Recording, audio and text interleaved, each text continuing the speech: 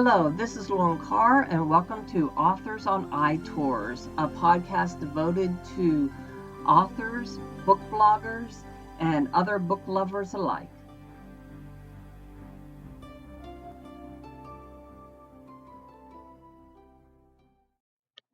Hello, welcome back to Authors on iTours, and today we are having a fascinating conversation with Justin Newland about his new release, The Midnight of EIGHTS. Justin Newland writes secret history thrillers, history with a supernatural twist.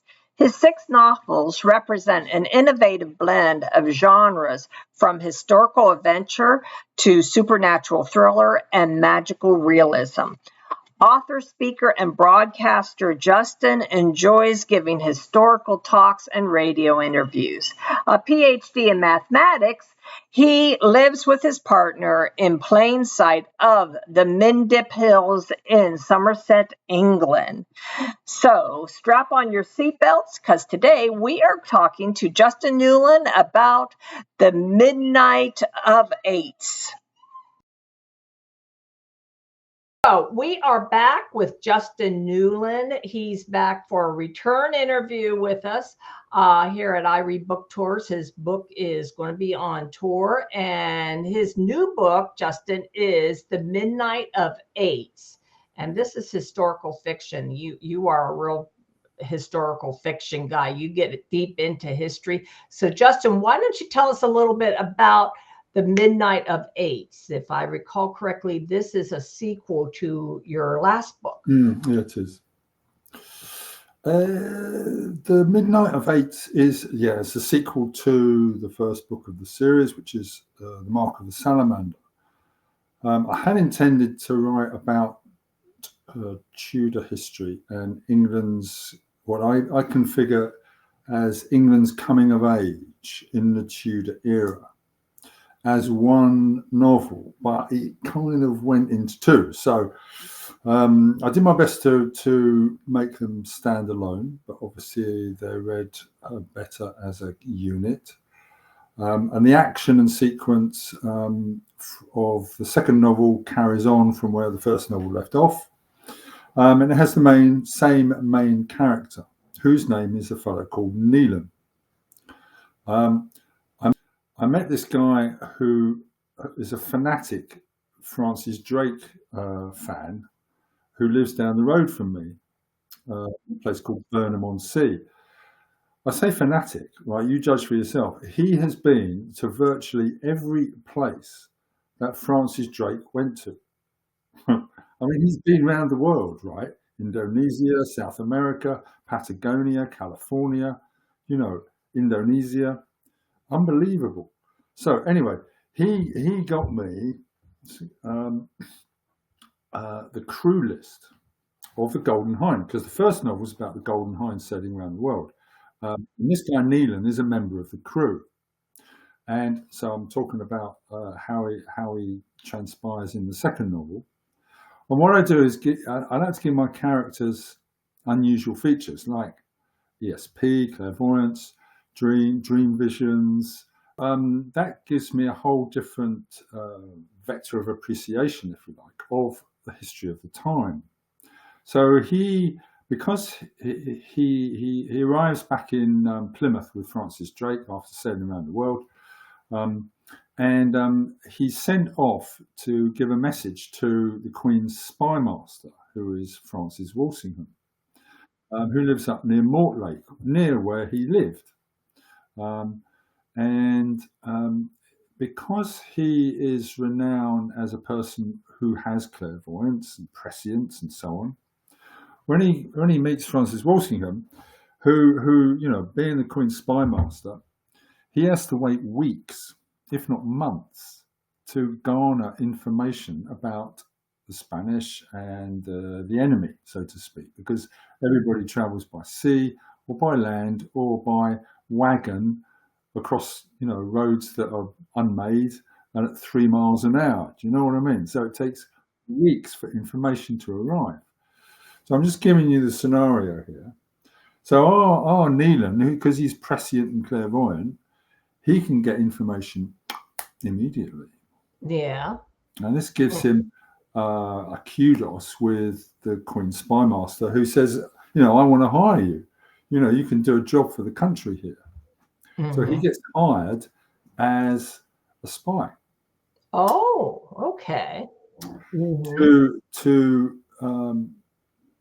give information that he might garner about the invasion, because this was a period in the story, in the history of the time, when the Queen Elizabeth, had been excommunicated by the Pope. Being a bad girl. Oh, okay, yeah. Being a bad girl, right? In other words, she'd said she wasn't Catholic anymore. She'd followed her father Henry VIII's religion, which was the Anglican religion. He'd started up because the Pope wouldn't give him a divorce. So all these things dovetail. Now, as part of the excommunication, the Pope had said that anybody who follows the orders of the Queen was also excommunicated. Now, that upset all the Catholics because it meant that they shouldn't follow what the Queen told them to do. And it gave them license to basically assassinate the Queen and not be responsible for it. So okay. All right. The Queen out. So there's all these plots. Queen's in a spot now. So that's what the first part of the novel deals with, the plots against Elizabeth, spawned by the Pope's excommunication. So he tries to help, or does help, because I can insert his knowings and prescience and clairvoyance into the story, which involves the excommunication of this person and that person and that the other, and retells the story from almost like a supernatural standpoint. But it's, the reader will learn the history of the time, the plots, where they would they had this thing about the tree that was never green. Now, what about the tree that was never green? And usually a tree that was never green ends up being dead. You got it right. The tree that was never green was the gallows. Oh, okay. And they made the gallows. In fact, they arranged it so that they could hang more than one person at the same time. Oh, kind of a triangle with a tripod, so they could have three people hung. And that's what they called the tree that was never green. And there's all these peculiar practices that I don't know, that people of the time, when they'd hung somebody, people would rush out of the crowd and try to touch the person who's just been hung because they thought it would bring them good luck. Oh my, that's gruesome. That's horrible. Well, and then therein lies the struggle of a historical novelist, Lauren, because there's your reaction to that, which of course is, as a modern psychology, is you understand it. But to them, clearly, that wasn't the case. So part of the novelist's or historian's task is to try to understand why they thought like that. You know what I mean? Because clearly they didn't. It's all part of character development. Yeah, that's right. Getting into the mindset. What had led up, because these attitudes we have, we've garnered from history, really. So those attitudes they would have inherited from their parents, and so on. So where did they come from? And that's what I find to be. And I think it's one of the questions that we were going to talk about. How do I choose particular periods of history to write about? And how do you get into, finding something like that and understanding? And not only do you have, as an author, your job is not just to get to the understanding, but to be able to convey that to the reader, so that, you know, the reader, just like maybe me reading that, you know, they running up to touch, you know, why would they do that? You know, that would be my reaction and shock and that. But you need to, your job as an author is to make them understand. Well, to make it credible. Yeah, I mean, I think it to be honest, it is quite difficult to understand. And I think to be honest, it is quite difficult to understand. You know, the stories that mothers with newborn children or with children would, you know, it's for they go up to the person presumably just wriggling around still on the gallows to touch the person's foot or something, you know, for the baby. I mean, maybe they thought, you know, the life force as it leaves the person would transfer to them. Maybe. Hadn't thought of that before. But that kind of makes sense, doesn't it? But yes, you're right. And I'm not sure I can ever say that I am 100% certain of why they thought like that. But what I love as a novelist is you can speculate why they thought like that and why they did that. But yeah, you know, they had all these ceremonies. There would be this procession from Newgate Prison in the sort of city of London to the gallows. And the tradition was that they'd stop at a pub on the way. And each of the accused to be executed would be given a drink of ale, a free drink. So, of course, by the time they get to the gallows, they're pissed. It's probably just as well, isn't it? You know, there they are drinking the ale. And, of course, there's the crowds around them. And, you know, you get the picture of this whole thing going on. And then, of course, at the end, they'd have a few words to say. And either they repented or they regaled against the authorities that be. But this was at a time, this would be sometimes in Smithfield, they'd be executed. And of course, London was very much smaller then, as most cities were. And Smithfield's now, you know, there's a big market there, cattle market. You know, and all the research you do, I found that there was a leather works there. So there'd be the smell of, you know, boiling leather nearby as they were sort of executing people. But you try to build a picture.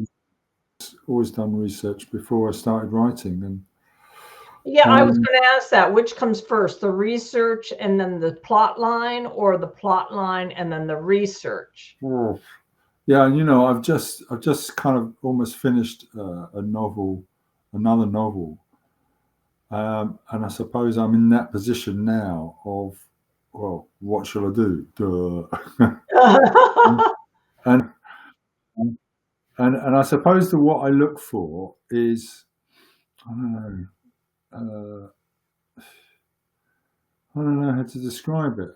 I look for something that grabs me, because if, as a novel, you've got to stick with something for 2 or 3 years. So it's got to grab you, you know.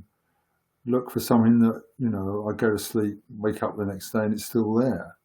The sort of interest or the interest in it. So, I mean, I sort of played around maybe King Arthur, but it's been written about a lot before. So I don't know.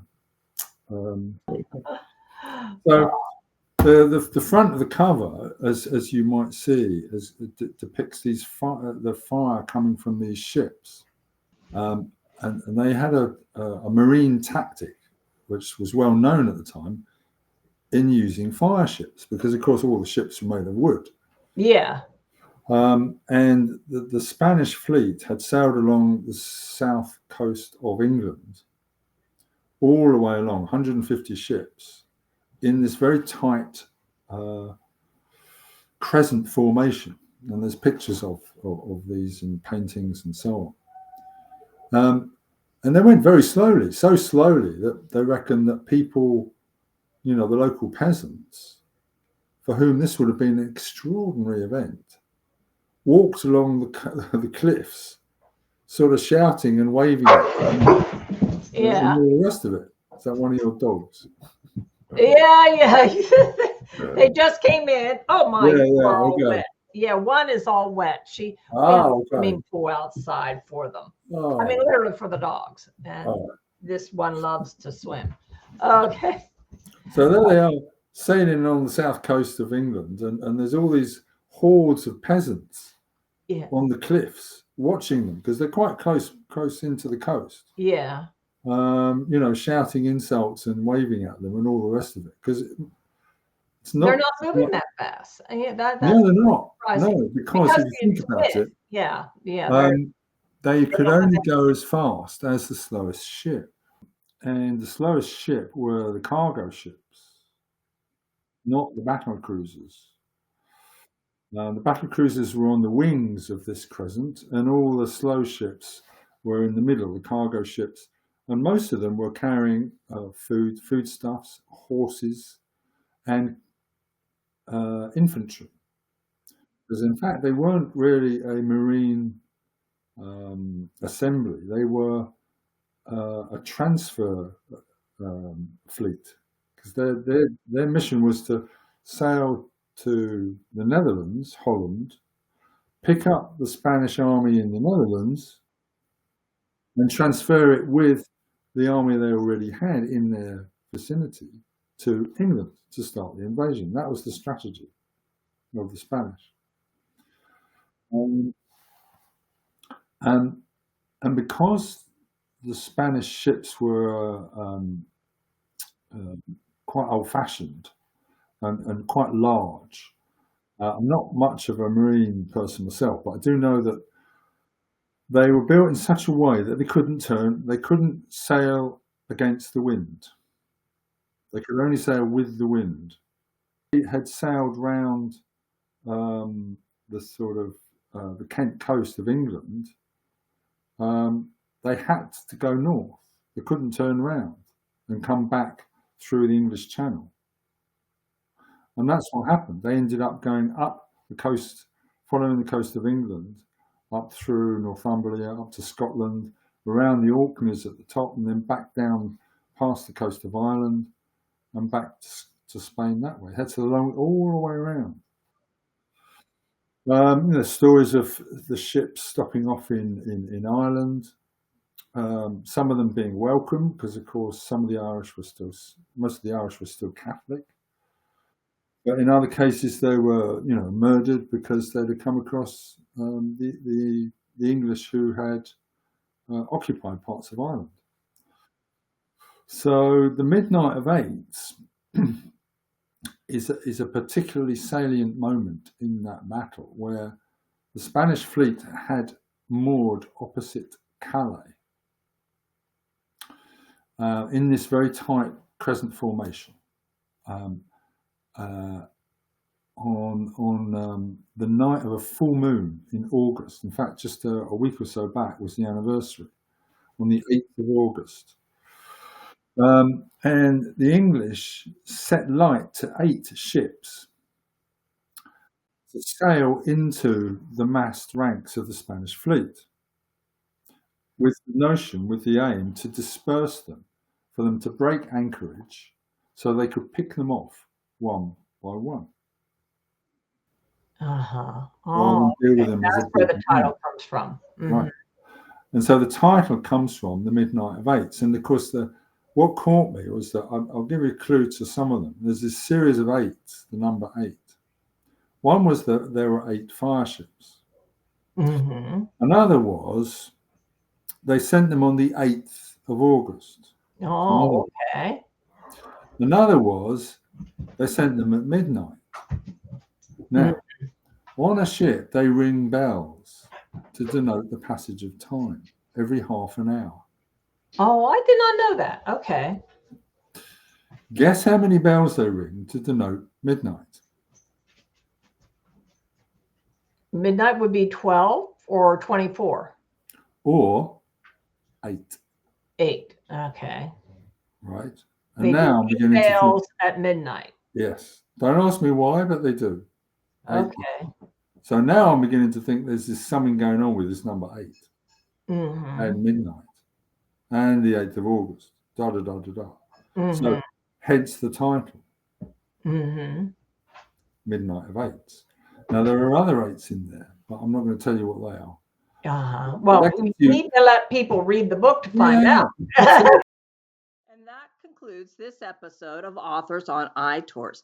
If you enjoyed this episode, then do give us a like and a thumbs up, and be sure to subscribe so that you can receive notifications for upcoming episodes of Authors on iTours. In the meantime, happy reading!